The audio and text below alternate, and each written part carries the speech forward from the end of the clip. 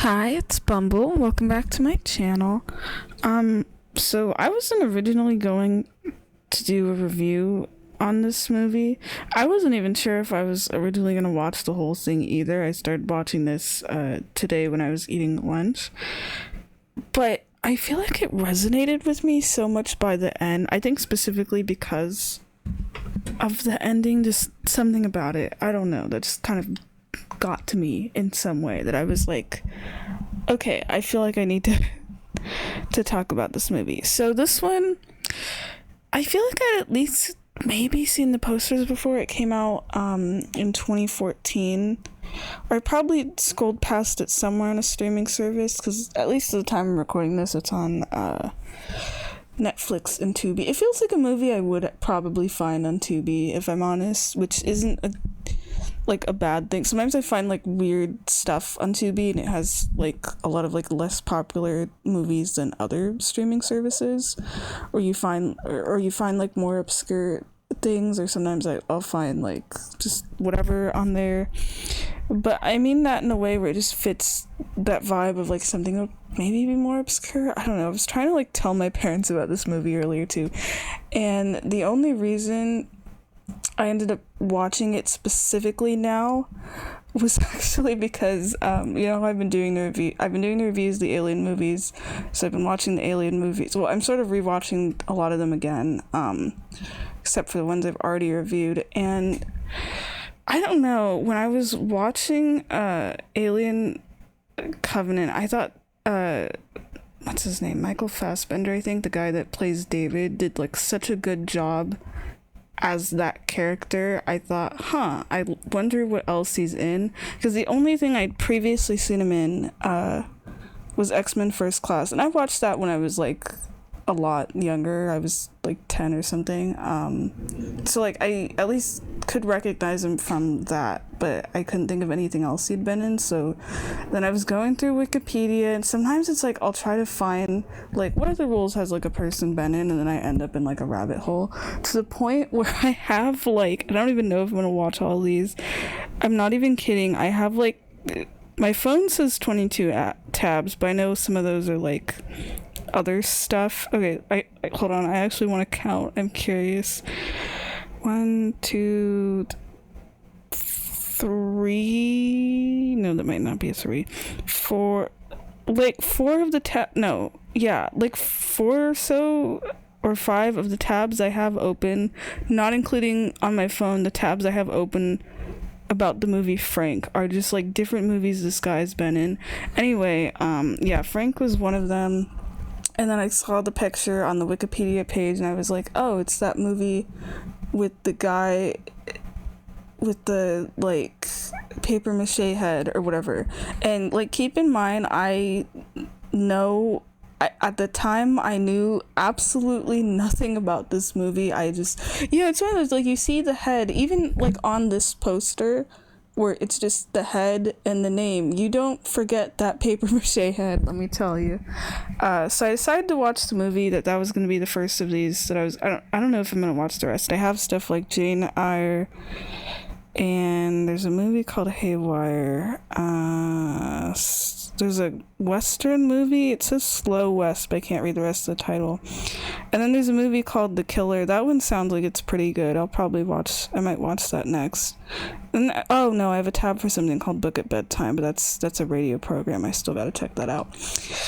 But yeah, anyway, this movie was really good. I didn't like the third act was kind of emotional and a bit of a downer. This movie, so then I was like, oh man, I was liking this movie so far, but then the end of it kind of redeemed it to me. Not like it was getting bad or anything, but just made me more interested.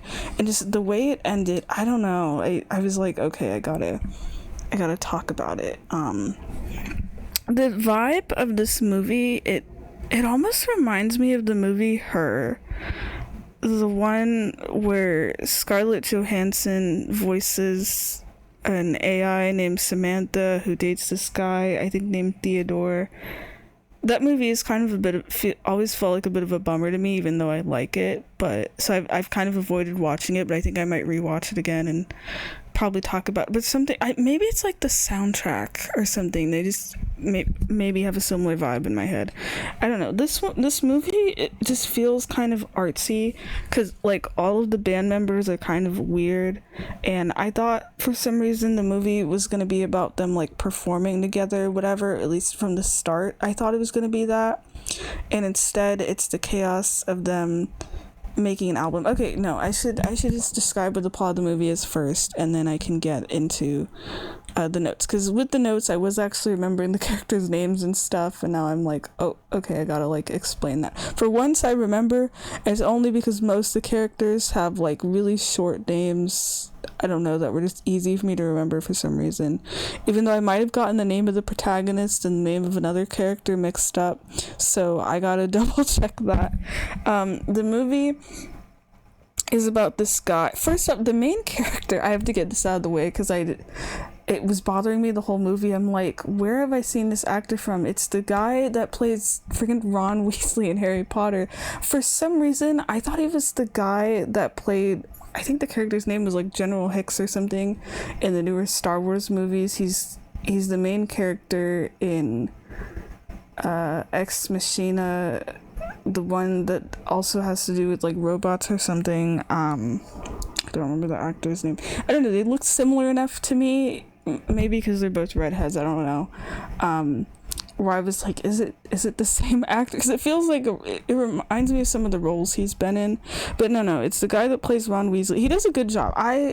For reference, have never seen him in anything except as like a child actor in Harry Potter and nothing else, and I was surprised he was in this because I remember reading an article somewhere, I don't know, that he like had quit acting and owned like an ice cream truck or something. I don't know if that's true, but this movie came out in 2014, so who knows, but he did a good job in this. His character, I don't really know how I feel about his character because he got like really irritating to me in how he kind of like felt like he ruined the band but also made a lot of sacrifices, and then with his personal goals it just I don't know, but anyway, he's this guy who like, he's a musician, he plays the piano and stuff, and he tries to make his own music and posts it a lot to social media. He has this vision of like, not like literally a vision, like a dream or whatever, or it's more like a dream of like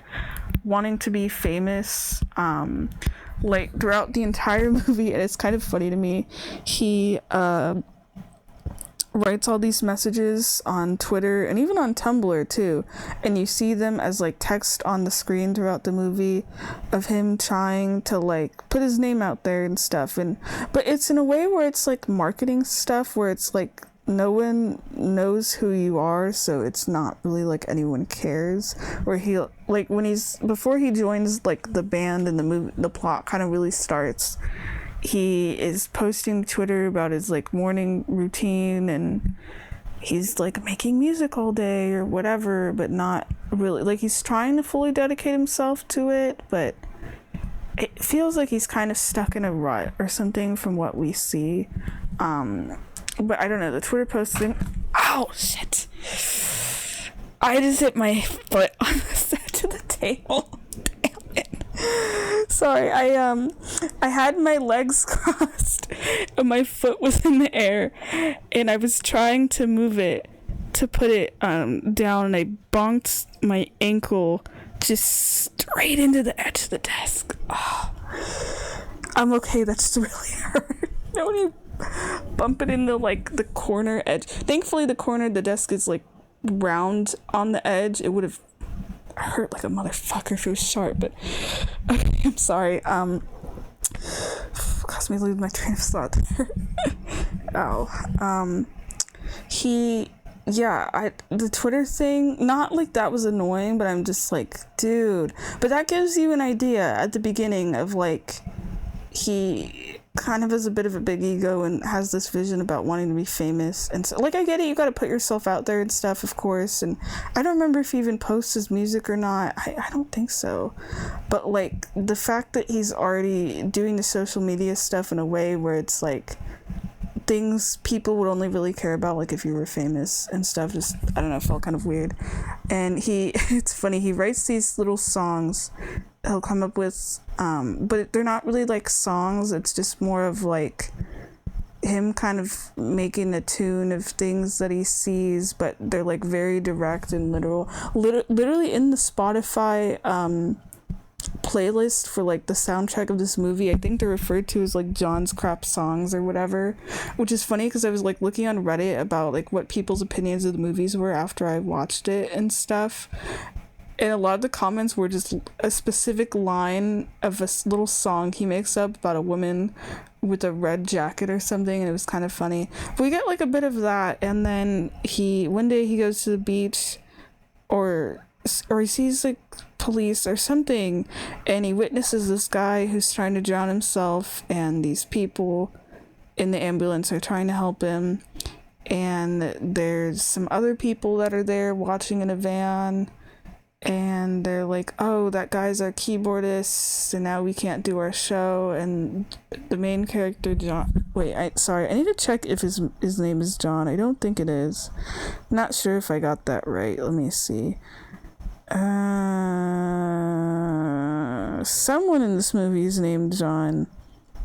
Is it the main It is the main character. Okay, the reason I was confused is the main character's name is John, and the character he meets, I'm going to talk about in 5 seconds, is named Don, and I got that mixed up. So the band's manager, his name is Don. I didn't know what his role was exactly. I just kind of assumed he was their manager. He's also actually their former keyboardist and stuff, and he is like, oh, this band doesn't have a keyboardist, we have to do the show. And John, takes the opportunity, and he's like, I know who you guys are. All not like he's listening to their music. I think he's seen a poster that they performed. The thing I was kind of confused about with the band in this movie, of like the characters and stuff,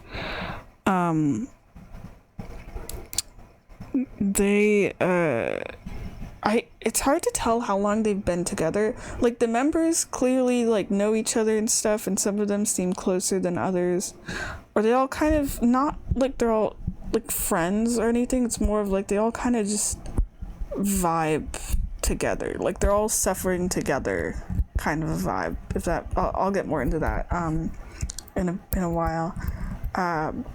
But it seemed like no one knew them or anything. I think they didn't ever try to promote themselves, and that's the whole thing with this movie, is like John has ideas of being famous, and he kind of forces that on the band and sort of manipulates Frank a little bit in a way. But the members, other than Frank, kind of don't care about being famous. They just want to make music and stuff. Anyway, John, and I'm just gonna like pretty much recap the movie, and then I'll get into my notes and stuff. He ends up filling in that spot, and he thinks that he's just gonna go with them for a gig. That's what I thought too. That's why I thought the movie was gonna be like, oh, maybe they play concerts and gigs and stuff, and John tags along and things happen and whatever. No, most of this movie is them trying to make an album, and then things go wrong. They end up moving into a cabin together, and that's when we get a lot of John's like voiceovers about getting to know the band and what the experience is like. And there's a lot of montages in this movie of just the band either like hanging out, or they're just trying to experiment with stuff to like make music, and I thought that was cool. It was kind of like a fun thing to watch, really. Okay, I need to get back into my notes. Also, the funny thing was when the scene where the characters first end up in the cabin, it's like it's very cloudy and stuff, not like the middle of the night or anything, but it's like kind of foggy. I don't remember where they end up actually, and one of my folks walked in and was like, are you watching a horror movie or something? But the thing is, I knew, and I'm like, oh no, this is like a weird comedy. I don't know if this movie's a comedy, actually. There's one part of it that was really funny to me that I had to pause and laugh at it. Artsy is the word that comes to mind, but I don't know if I could say this movie's a comedy. Anyway, but yeah, from an outsider perspective, that scene does look like this movie's is like a horror movie or something. Okay, I'm just gonna go off on notes I wrote about specific things as the plot was going on, and I'll clarify names and Oh yeah, the guy with the paper mache head, as the thing says, his name is Frank. That's important. He's like the secondary main character, basically. There's a part where he's like kind of introducing himself to John for the first time. And Frank's I'll just go off the band really quick. Don is like the manager guy who hires John, and Frank is the lead singer who's very like energetic and full of whimsy, but also like very troubled. There's like the theme of mental illness in this movie, specifically like Frank's being the reason. They don't state like what condition he has. They're just like he has a mental illness, and that's the reason why he wears the paper mache head. And then there's a woman named Clara who plays the theremin, which is cool. I feel like I don't see that instrument a lot. I've always liked it. It just sounds kind of like alien, but sometimes kind of beautiful to me. And she's in love with Frank, but she finds it hard because he wears this giant paper mache head, so she can't like kiss him or anything. Early on in the movie, I thought maybe they were like already dating or something. Not like they act like they're a couple, but more so it feels like he kind of depends on her and stuff. She's like very possessive though, and kind of not, I feel like she doesn't really listen to Frank about his decisions and stuff, especially towards the end of the movie. Or I didn't know if it was like a one-sided feeling type thing, or like how he feels about her. Like in the description, it literally describes it as like Frank and his possessive girlfriend. So I don't know. She's frustrated they can't be like more intimate because he wears this giant head. Oh, the other thing about the paper mache head, no one knows what Frank looks like, not even the band members. It's like a very important thing in this movie. And then I feel like it was mostly like just Clara and Frank that were like the characters we got to know from the band. I don't even remember the names of the other members. Like they have this guitarist who's French, and he pretty much only speaks French literally like the entire movie. There is subtitles for him though, so it's not like if you're an English speaker viewing this movie that you're lost or anything, but he doesn't get like a ton of lines or really like character development or anything. He's kind of just there. And then the drummer has it even worse, where I can't really remember like her scenes or like important character traits about her, which feels kind of sad because I was reading some stuff people were saying about the movie, and apparently she was the only one that was from like an actual band. I mean, I don't know what music experience the other people in the band had. The thing I am bummed about, because by the time I got to the end of the movie, there's like a really amazing song that plays in the credit in the last scene of the movie, and the credits has like 3 really, really good songs, and you even get to hear the full version of some of the songs, and I just thought, damn, they sound really good. I was like genuinely disappointed that they weren't a real band and it was a movie and they're just actors, and it was just a thing of them doing music for this movie, and I'm like, no. I mean, I'm glad none of them, or I don't think any of them were like, you know how sometimes people are like dubbed in like movies and TV where the actors are playing instruments and they're like actually not, and someone else is doing it, or they do that for singing and stuff. I don't think anyone was dubbed, or I'm hoping not. Like I was kind of looking at like the Spotify playlist, and you know the guy playing Frank is the one singing, and like there's, you know, I'm curious how much musical experience they had. Anyway, the music's really good. I'm sad that they're not a band. It almost makes me want to, like, their music reminded me a lot. I think part of the reason I also liked it so much, especially during their recording sessions when the band finally decides to record for their album, reminded me a lot of The Doors, like vocally, some of the songs did kind of remind me of Jim Morrison, and also reminded me of Pink Floyd, and those are both bands I already really like. Like The Doors was like, they're both bands that my dad got me into, but The Doors was one I was interested more when I was younger, and Pink Floyd is one that I've gotten more, like really more into, and actually trying to listen to their albums and stuff within like the last 5 years or so. So I think that's part of the reason I liked their music so much. Okay, so that's the band members and names and stuff. Anyway, there's a part I mentioned when John kind of introduces himself to Frank and stuff, where they're finally getting to talk to each other one-on-one, because I feel like a lot of the time when John's trying to talk to Frank, Clara is there and kind of just being really loud and stuff. I want to talk more about Clara too, but let me just kind of get started with my notes. And then Frank says, like, oh, do you think the head's weird or whatever? And then he says he'll start saying what his facial expressions that he's doing underneath the head are. And I thought that was actually kind of cool. I wish people did that. Even, you know, most people, like, don't wear a paper mache head. I found that really helpful, because sometimes I feel like with people's expressions and stuff, you know, like, you can smile even when you're not actually happy. I mean, I do that. Like, whatever's on your face doesn't always match what you're actually feeling. So, like, if people, I feel like, said what their emotions were supposed to be, or like Frank describing his facial expressions, something about that I thought, just, man, I wish everyone did that. That would make things so much easier. Also, just the fact that Frank is a character, we as the audience, until the end of the movie, actually don't know what he looks like or anything. There's no like photos of him or anything throughout the movie, and that's just how he's introduced, as like he's this guy with the paper mache head, and just the fact that, you know, the face on the paper mache head always looks like that all the time. So this is a character that's like, you know, he's just a guy, yeah, but like without being able to see him like physically change expression or anything, I feel like that kind of would take away making it harder to interact with this person and stuff. But man, the actor really sells it on just Frank.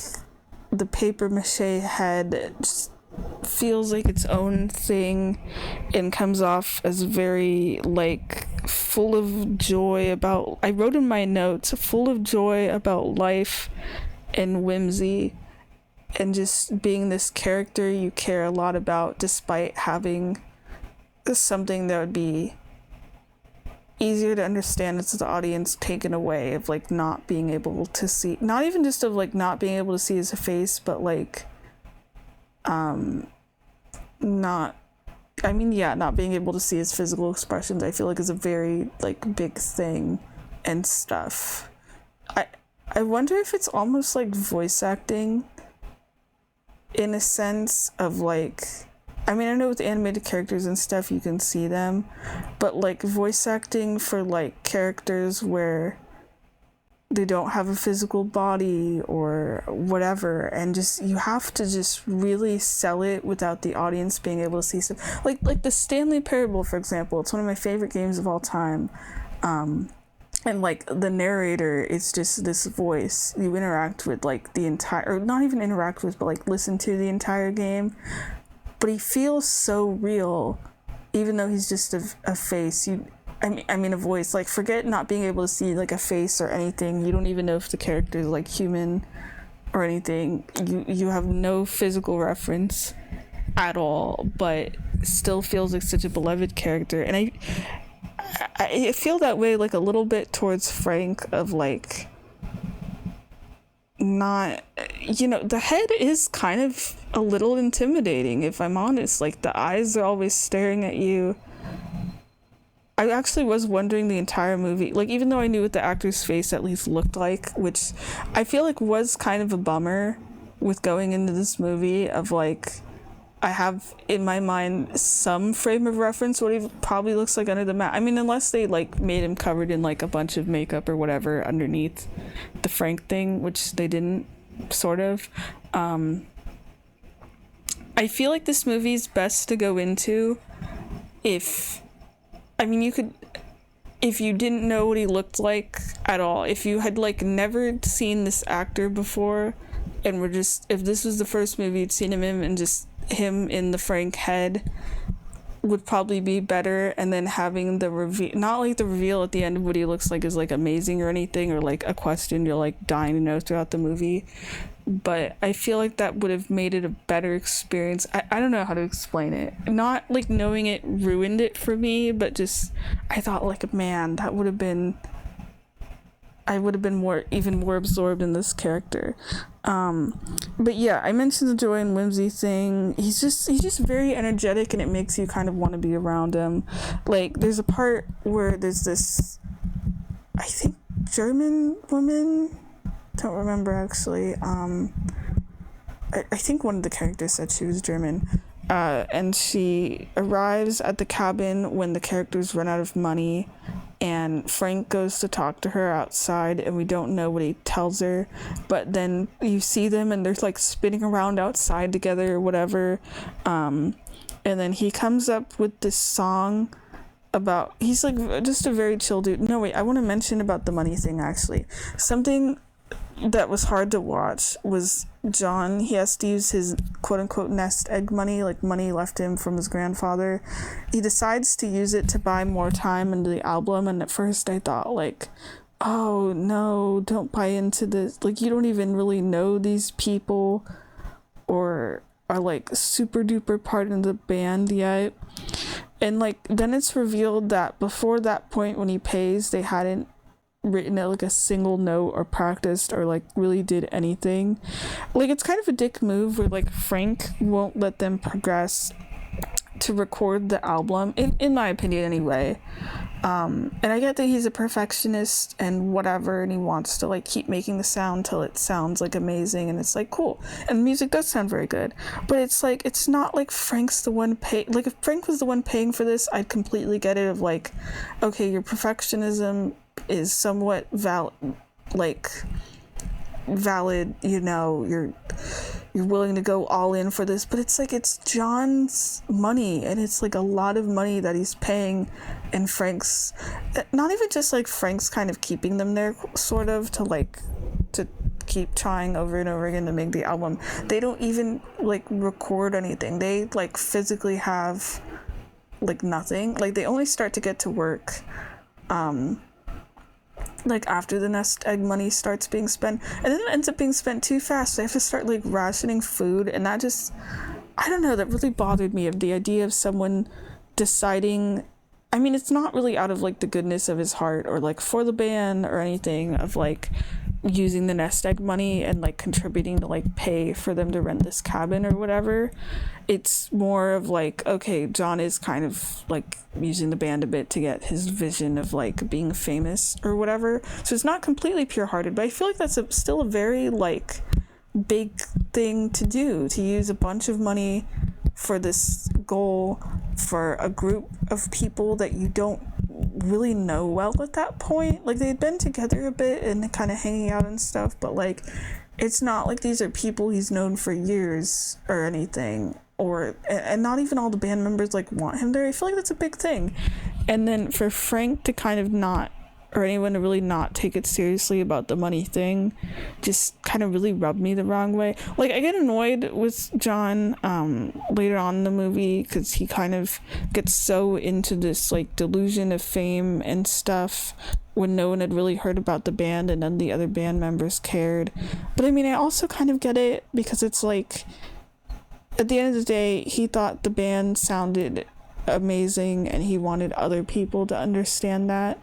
And it's not like the band themselves tried to promote themselves or anything. I mean, they were playing music just to play music, and it's like a fun thing for them, sure, but they never tried to promote themselves or anything, and they were making this album, and it's like, what was going to happen with this album anyway, you know? I mean, it was a bad thing that like John did secretly record them to put them on social media, but it led to them actually getting a gig where people at one point actually did want to see them and stuff. Like it wasn't as many fans as they originally thought, but like John's, that's the thing that's frustrating about John's character, is like he pushes his dreams on the band and kind of tears them apart a bit.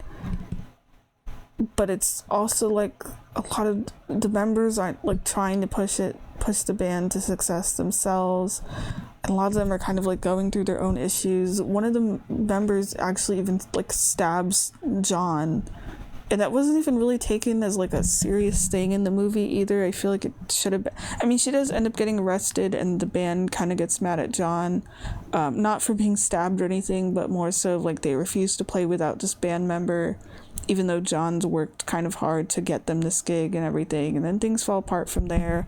But it's just, it's a lot in the third act. Okay, no, I mentioned about Carpet for like a second. I want to pedal back and talk about that actually. There's a part where Frank, it's interesting because like with John, the way he writes songs is like he sees stuff and he just kind of goes with it, but they're very literal. Like there's a song about a woman, as I mentioned, with a red coat, and then he has another line that's about the next woman that he sees that's a woman with like a blue bag or whatever. It's not really much of anything, and then Frank kind of does the same thing of coming up with a song on the spot, but the lyrics feel like they're well thought out. I don't really know how to I don't even know what the song is called to look up the music. Oh, okay, Frank's soundtrack. I did find that on Google. Yeah, it is called John's Crap Songs. Oh, okay, the song I'm referring to, I think it's called Lone Standing Tuft, which even sounds cool actually. It's about carpet, like carpet on the floor. I'm not even kidding, but which sounds really funny. That's why I feel like the songs and the movie itself are so intertwined that I feel like it would be hard to listen to the music without the movie. Like I literally messaged my friends and I was like, this movie, not like this movie's like the greatest thing ever or anything, but like it hit me in a certain way where I liked it and I wanted I was curious about other people's thoughts, but more so it was like the soundtrack was amazing and I wanted to share that with my friends. And I literally messaged one of my friends of like, oh, I really want to send you the soundtrack, but I feel like the movie and the songs go together well enough. I feel like you get a greater appreciation for the songs if you've watched the movie. And I mean, some of them, like the Carpet song, are you don't really get like, why is there a song about carpet until you watch the movie, but also just I don't know, it just fits. But yeah, there's a song about carpet that is about this one, like Frank sees this one little strand of carpet that's like the fiber sticking up compared to all the other, and he starts imagining the backstory of this carpet, this one fiber in the carpet, of like, what if it's older than the other fibers, or what if it's whatever. So he literally writes a song on the spot called Lone Standing Tuft, and it's a really good song, and it's like on the guitar. It doesn't have the other band members or anything, and I feel like that really showcases like Frank's musical abilities, just the fact that he's able to just make something up and it sounds good and it comes to him really naturally. It's like a nice comparison to John, where he tries really hard and just, not like he's like a bad musician or anything, but they have like a very different way of like how they approach music and stuff and how they treat it. Like Frank's in it for the music, and John is kind of using music as a way to become famous. Like I feel like when we finally meet Frank's parents at the end of the movie, they kind of describe it best, but I'll get to that in a bit. Okay, there's a part that I thought was really funny, the one I mentioned where I had to like pause and laugh at it, where I need to kind of get like a bit more serious for a minute. The entire like backstory of the scene isn't like funny though. There's a character, the manager Don, he I think it was kind of showing signs of it, honestly, of like not doing okay. There's a part where they finish the album and he's like chugging a bunch of beer, whatever, and the characters aren't really talking to him as much either, where he ends up hanging himself. They actually think it's Frank at first because they see someone with the Frank head. Oh yeah, there's two Frank heads, by the way. There's like multiple heads actually. I forgot about that. Yeah, because there's a part where it's the movie setting it up like Frank Frank's head is seen on the floor, and you hear someone talking in the shower, and John is there, and John thinks he might get to see Frank's face, and he opens the door of the shower, which I'm surprised. I feel like if it was anyone but Frank, they would have gotten mad and been like, you pervert or whatever. But Frank, I don't think even says anything, like, and it's revealed. You think, like, oh, we're gonna see his face, and it's like, no, there's apparently a second paper mache head, and he has it covered in plastic. He literally just never takes the thing off. That was a little funny. But anyway, I had to explain that because there's a second Frank head, if I can call it that, and Don ends up wearing it when he hangs himself, and the characters are like, oh my god, Frank, we gotta cut the rope off and stuff. He's already dead. We don't actually see him, like, on the tree or wherever. I'm just assuming it's a tree. But we see him on a table after they've cut him down, and then the group looks up and they see Frank, like actual Frank, standing there, and they look down at the body and they take the head off, and it's Don, which I thought was kind of an interesting choice. I'm wondering why he put the head on, Frank's other head on to, like, you know, hang himself. I was wondering if he maybe even wanted to be Frank in a sense. Like, he's always talking about how, like, Frank is a musical genius and there can only be one Frank. So I wonder if there was also some kind of, like, jealousy / admiring feelings towards Frank that he had. But yeah, anyway, there's like a funeral scene with the band members, and then they collect his ashes into a can, and it's a can of the stuff that normally Frank uses as liquid food. He sucks up in a straw, and then the characters go to a gig or something, and on the way they're in a desert, and they have this really nice scene where they say some nice things about Don, and it's like treated very respectfully at first, and they open a can and Frank tosses out his ashes, and Clara's like, wait a minute, because she eats part of the ashes and says, this isn't ashes, this is the powder stuff that you drink.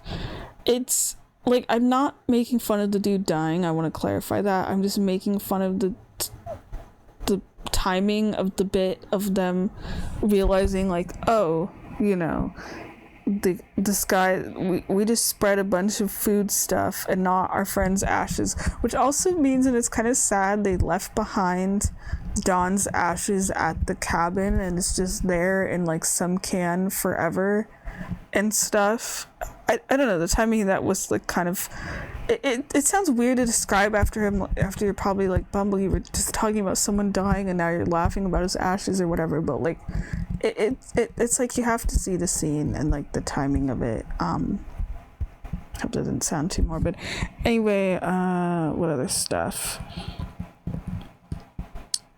Then once they get to the gig, the movie feels like it gets harder to watch, where Frank seems too kind of out of his element to relax. Like, there's a part where a woman tries to ask him something and he seems like he's trying to kind of calm himself down, and Clara's telling John, like, hey, you gotta help me get him out of here, he doesn't seem happy, and John's like, what are you talking about, he seems fine, and the camera goes to Frank and he kind of has his head down and he looks kind of not very comfortable at all, and it's like John can't see that because he's so focused on like wanting people to hear the band play. And that's like the first sign of things going wrong, that like Frank is not comfortable being around all these people and stuff. I don't even know how much he interacts with other people besides the band. Like we see him, like, he seems fine when he's, you know, with other people outside the band. Like, talking to the German woman, for example, he was fine and friendly and whatever, but being around all the people at the gig, I think it's also just like that they were going to publicly perform and stuff. I mean, they were supposed to like publicly perform with John too. That's the whole reason John, I think, got hired, was like their band was going to perform somewhere, and we never got to see that because then it just goes to them at like the cabin or whatever. I don't even think they did that performance. But yeah, then the movie just gets harder to watch, where Frank is like just really uncomfortable from that point on. And then Clara stabs John in the leg and she gets arrested, and the rest of the band leaves. And then John still, it's kind of awkward. John tries to take the gig. And he's so excited to play, and he's only with Frank at that point. Frank agrees, because Frank actually did sort of want the fame too, but like not in the same way as John. And John, it's kind of funny, John is like so excited to be in front of a crowd, and he's like, yeah, I'm gonna play a song that I wrote. And the song isn't even really a song, it's just a bunch of like la-las. Like, the dude dedicated himself to music for probably a while, and it's like that's like the best you can write, which felt weird because like he did play some music. Well, it was the bad songs, actually. He's not really like a great songwriter or whatever, but he does have some like slightly better stuff. And then Frank collapses, and I thought like, oh, is the anxiety getting to him or whatever? And it's like, no, he literally collapses and said the music's shit. Like, he collapses because of how bad it is. And then John gets kind of annoying, where he's so obsessed with fame, he doesn't really care about the band, or even really about Frank. And then Frank kind of stops feeling like a character. Like, he goes from in the beginning being this kind of like wacky leader and stuff, and everyone, and like happy to be with his friends and make music and stuff. And then he's just someone that everyone drags around, where like Clara and John seem like they're almost fighting over Frank or something. And they're trying to like both convince Frank to do what they want, and Frank's just kind of shut down at that point and not even saying anything. And it's hard to watch. It's like two people trying to drag around a kid, kind of a vibe. And then Clara, I mean, she's arrested at that point, and the rest of the band is gone. And then John ruins it, where he is just stressed out, and Frank's clearly uncomfortable, and they're in a hotel room. And then John tries to forcibly take off Frank's head, and Frank is screaming. And that was one of the hardest things in the movie to watch, because it's clearly like some kind of clutch for Frank, and I feel like it's implied at that point in the movie, if Frank's been wearing it for so long, that I wasn't sure if he could like function without it or anything. And the way he's like screaming and just freaking the heck out while John's trying to take it out, I feel like John was trying to take his anger out at Frank, but also maybe he was just tired of the head at that point. And then Frank runs outside, and he's still screaming, and he gets hit by a car. Thankfully, he doesn't die or anything, but the paper mache mask scatters. And it's interesting that they don't reveal him at that point yet either. Like, John runs outside, and he sees the mask is on the floor, and Frank's already gone, and he talks to the driver, like, where did that guy go? And then he ends up in a restaurant and talks to some people. John, I mean, not Frank. And then it's kind of sad. We find out that no one actually really, like, the people on Twitter, John had thought there was, like, a bunch of fans of the band. They actually didn't care about the music. They only cared, like, about the band because they thought they were funny. As in, it's because, okay, for example, the band has this safe word that's just the word chinchilla when things get too uncomfortable, when they're like wrestling each other or whatever, and the people in the restaurant refer to John as like, oh, it's the chinchilla guy or whatever. Like, if you were talking about someone who became a meme, for example, kind of a thing, and John's like, what are you guys talking about? And they talk about how they thought the people in the band were like freaks or whatever, and that it was really funny, and John's like, it's not supposed to be funny, and they're like, oh, you know. And yeah, no one actually cared about the music. And that also kind of felt weird to me too, because I actually thought the band's music was like actually really good, and finding out that not really a lot of people in universe like cared. I mean, to be fair, John, I mean, he did get the gig from posting footage of what the band was doing at the cabin, so like somebody probably saw their music and liked it. And even there's some people, other characters in the movie, that mention about that. But the fact that the majority of people saw like the stuff they were doing in the cabin and thought it was weird. I mean, to be fair, I feel like that's the kind of stuff John shouldn't have felt. Like, if I was John and I was trying to promote this band that I was in, I'd probably just try to focus on like when the band actually records anything or whatever, like give like a sneak peek of the album or something, rather than like their entire I feel like the band's trying to find their sound and whatever should probably be like a private thing. it was already like clearly kind of like weird stuff they were doing anyway that like people wouldn't care about, you know. And that was also like an invasion of privacy, so it's like I kind of half felt bad and also not. More like I felt bad for the band for how people viewed them rather than like John finding this information out. So then he drives around and we see people's replies to helping him like find Frank using like Twitter. There was a post that was kind of funny where someone wrote like, to stop with the social media marketing bullshit already, which is exactly how I'd been feeling, because like throughout the movie when he was with the band, John was writing these hashtags and things about like trying to get people hyped about the band, but it's like no one knows your band, so it's kind of just comes off as like being too much of a try-hard. Oh, and then we find out that the rest of the band, outside of John and Frank, did end up getting back together, like the other three members, and they play in a bar. They just play weekly in a bar now. And it's Clara as the lead singer, and we get to hear her sing, and I thought she sounded really good.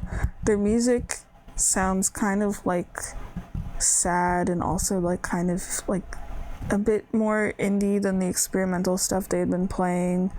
Well, she's also not playing the theremin or anything, so I feel like that kind of makes a difference. But she sings really good. She sings kind of in a sad way about this like lighthouse or whatever. Reminds me of stuff that I would find on Spotify actually. And then we finally get to find out where Frank went. Apparently he just went home, and John finds him, and I'm like, okay, I think I can partially see why he wears the head. And I was kind of confused about it actually. I wasn't sure if it was the injury of getting hit by the car, or they mentioned an earlier point in the movie about Frank being in like a mental hospital or something. That's how they refer to it as.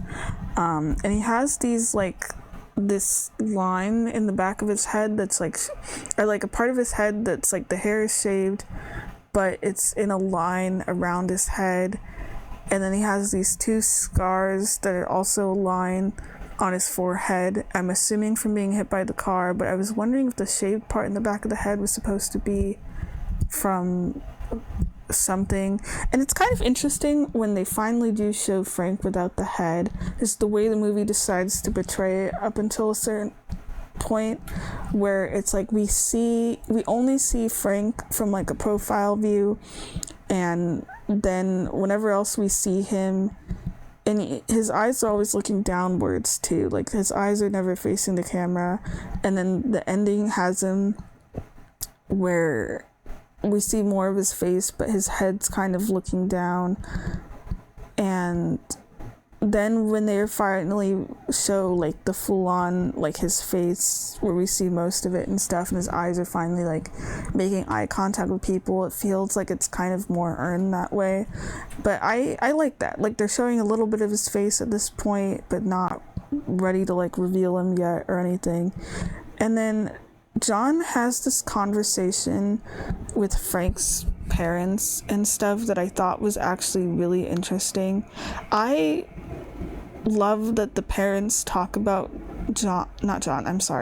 Frank, their son, in like a very straightforward way, where John, and I'm not surprised with how the way John has been, he just assumes like, oh, something traumatic must have happened to Frank to cause him to wear this mask, and how like,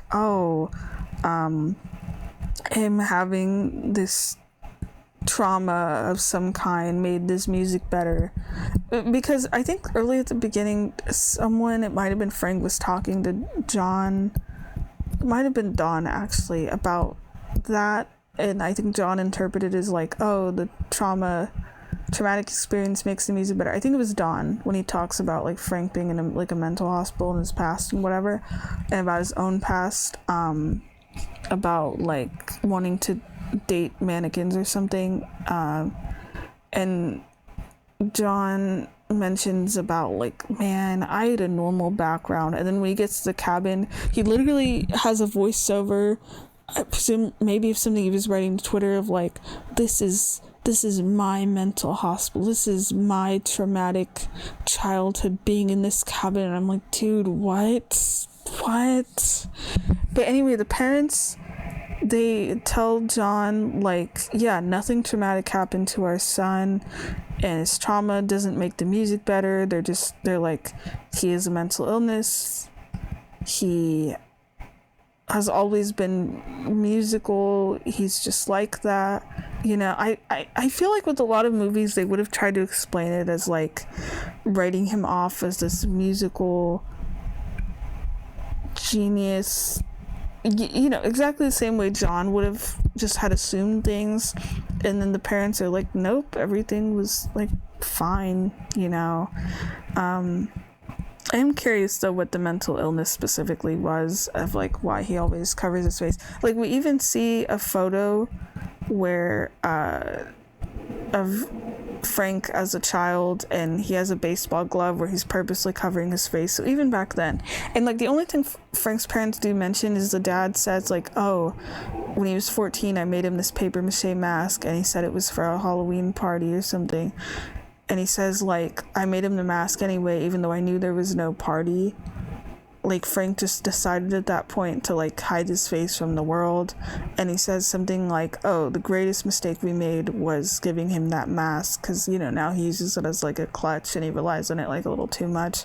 The parents, they just sound sad, saying, like, oh, we shouldn't have pandered to this and stuff, and I feel like that really drives the point home of, like, I was saying, John's musical experiences and Frank's were, like, Frank, just the way the parents said, like, oh yeah, he's always been musical and stuff, of, like, Frank was just naturally good and he wrote from the heart, even when it was, like, the song about carpet or whatever, or noticing things about carpet. He just cares a lot about a lot of things, and John just, I don't know, doesn't. I don't really know how to explain it. And then we get to one of my favorite parts, or just really the ending, really. Like, John, we see Frank playing the piano and then in his house, and John goes to talk to him and is like, oh, I'm sorry, you know, for everything, and I ruined the band. Glad you're making music though. And Frank's just like, yeah, I'm not making music. Like, he just really needs the band to get into that musical spirit. So then John drives him over to the bar where the band is playing, and he knows, and it's kind of funny because he sees this newspaper advertisement about a band with keep in mind, the band has, like, originally a really weird name that just sounds like a bunch of gibberish, and then they give themselves a new name when it's just the three members playing at the bar, and it's equally just as much gibberish but starts with an O. I wasn't sure if it was supposed to mean anything or, like, how to pronounce it or whatever. And then the ending scene of this movie is Frank without his mask or his head thing, walking up to the band, and he starts to, they don't even talk about, like, where he's been, or, like, they're surprised about his face or anything.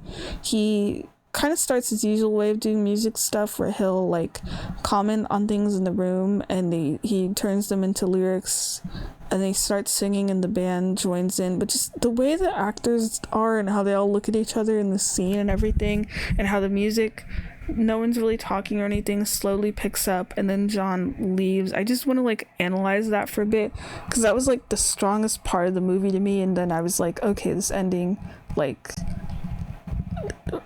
made up for me not caring for the third act as much, you know. It's just so interesting with Frank as a character, where, like, the entire movie we have not really seen what he looks like underneath the mask or anything. Like, he could be anyone, to the point where John has trouble finding him because he doesn't know what Frank looks like or his last name. And even when we see, like, a little bit of him, you know, when he doesn't have the mask, where he's at his parents' house, it's only, like, his profile, it's kind of awkward.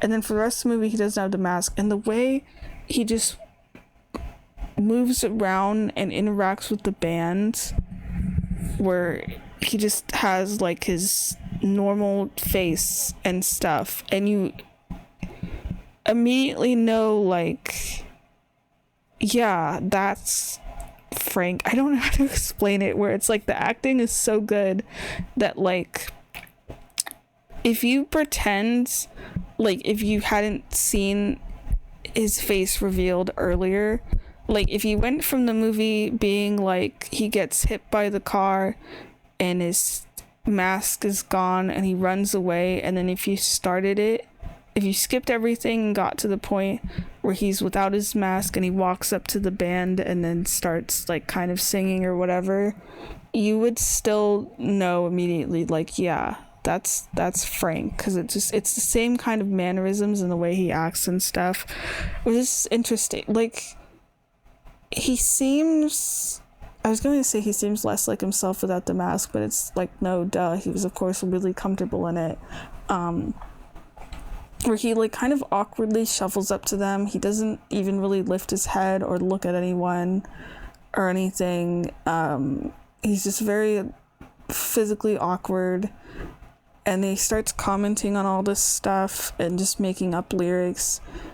But yeah, he starts singing, and it's this song called I Love You All, and it's still kind of stuck in my head a little bit. And the band, it's mostly just the way him and Clara interact with each other, actually. Like, she stares at him, probably maybe in like disbelief because she didn't know what he looked like or anything. And he's singing this song, and then at some point he makes direct eye contact with her, and then she stops staring at him and she goes to her theremin. And the playing even with that is kind of interesting, where like when she was originally playing it in the movie, she had the cameras focused on her and she looks really depressed, and then when we see her in this scene, she is like really into it and getting into the music and stuff, which is kind of nice. And just the way that Frank, he starts off with the song kind of quiet and whatever, and then gets louder, and the band gets more into their instruments of doing this song that he just made up or whatever. And the thing is, I keep thinking about is that he was crying when he finally looks at Clark. Not like he immediately bursts into tears, but just, man, that whole scene, and with that song and everything, just feels so strong without the characters having to say anything to each other. And that just like made the movie for me. Like, the last song that Frank sings before he gets to this ending was a song where he was like, this is going to be my most likable song or whatever, because he's like determined that to make people like him or something before the band like fully splits up or whatever. And it's just this nonsense lyrics song that sounds like way too happy and stuff. And a lot of his lyrics were like kind of just a bit nonsense, or kind of a little like too upbeat or whatever. And then with this song, with I Love You All, it's like he's finally found his sound, and the song just feels like it's supposed to be really meaningful, and just kind of the raw emotion of it, besides the fact that he's like crying while he's singing it, especially compared to the more like experimental type stuff that the band had been playing earlier. And I need to listen to the song again. And then the end of the movie, like as they're playing the song, John is watching them and having a drink at the bar, and then when they finish the song, it's revealed he's not there anymore and that he had left, and he walks away from the bar.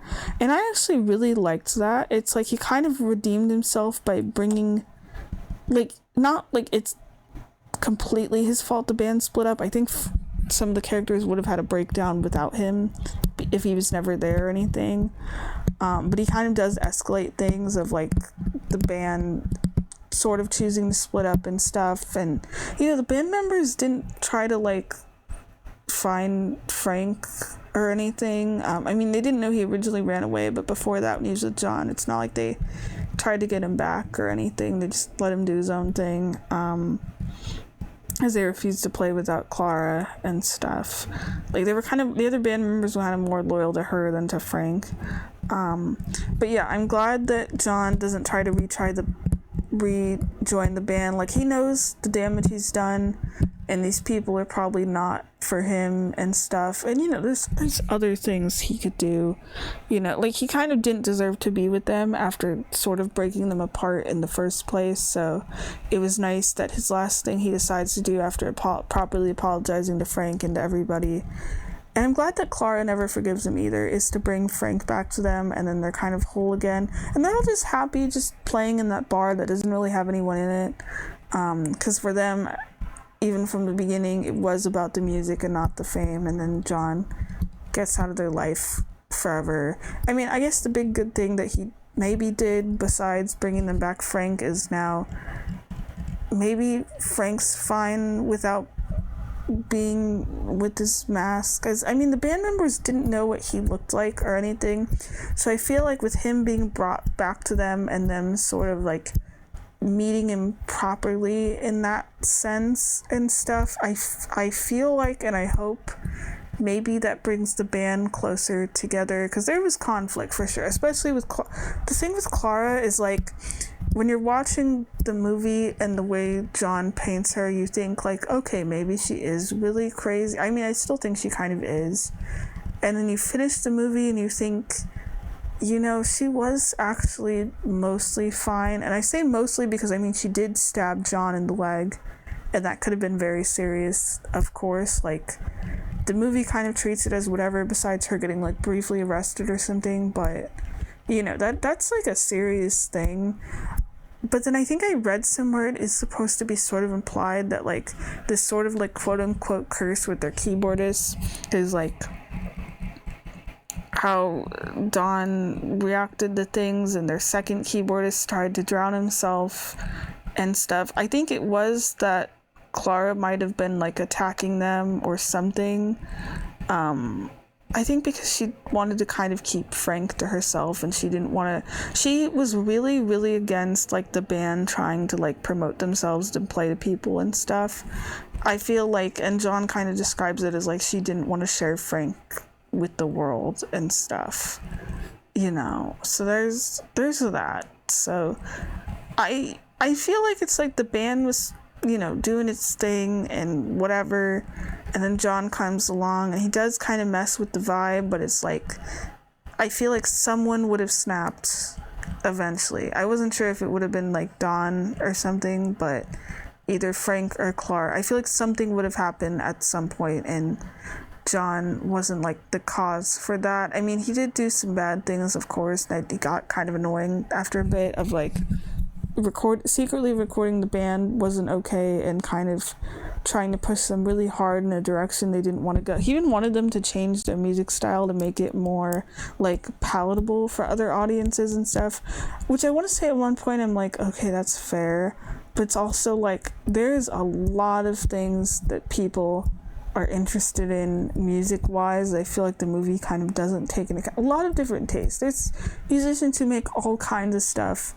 They got at least one fan, you know? I feel like, or maybe because John really wanted to make it big, you know, he was trying to think of more like mainstream audiences. Like, I don't know, I was thinking like, why didn't he just post their music to like SoundCloud or something? Because there was social media, and he was into social media, and he was already using Twitter, and well, actually, I don't know what Twitter would have thought of their. That probably isn't the best place to put their videos.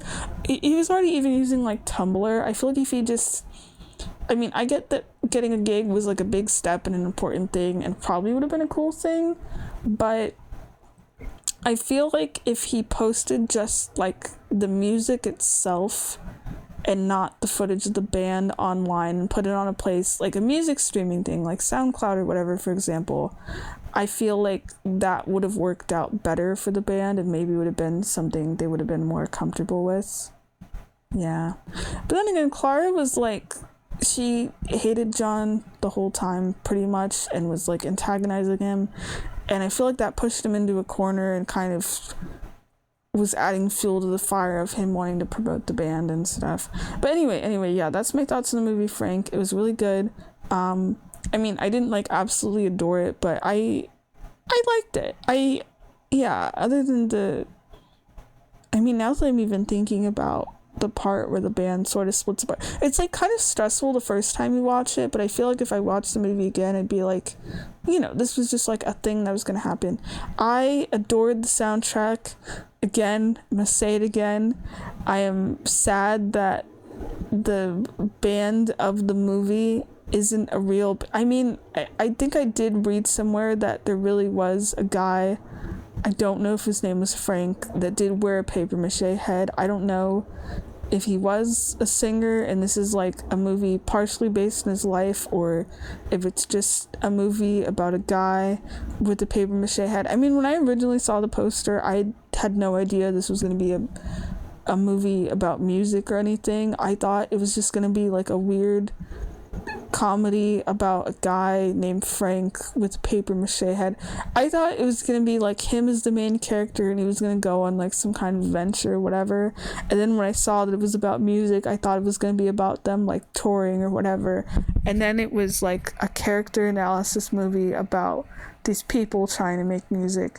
But it was still cool in its own way. The soundtrack was really good. I need to add the playlist to Spotify. You don't know how tempted I am to send it to my friends, but like it's hard because like I want them to watch the movie to get the reactions out of it and then kind of listen to more of the songs, but I feel like they won't watch the movie, so I'm just like, okay, I should probably just give in and send them the music and maybe that'll convince them.